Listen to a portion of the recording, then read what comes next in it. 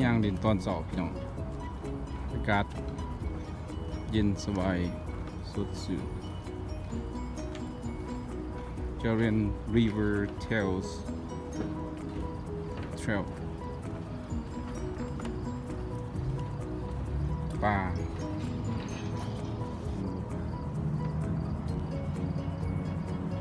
ลาฟิช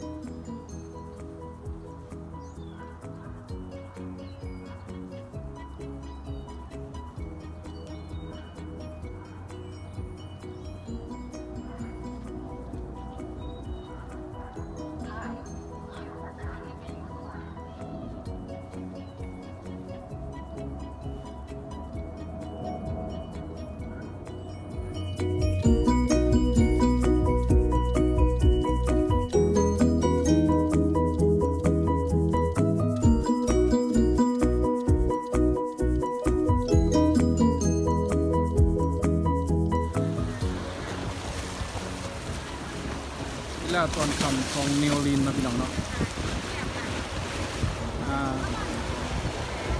ก็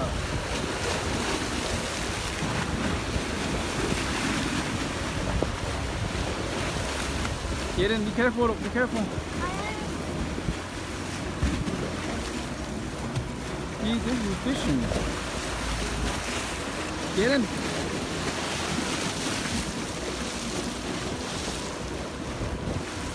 ค่ากินเขาอยู่หานอาหารซีฟู้ดชุดซื้อลงล่อ45 นาที5 ชั่วโมงหนึ่งจังสีมีบ่อนังในระยะค่ากินเขา45 นาที5 ชั่วโมงหนึ่งเลาะดินก่อนจังหน่อยแต่เขาสีโทรมาบอกว่ามีบ่อนังแล้วต้องเข้าไปได้พี่น้องเดี๋ยว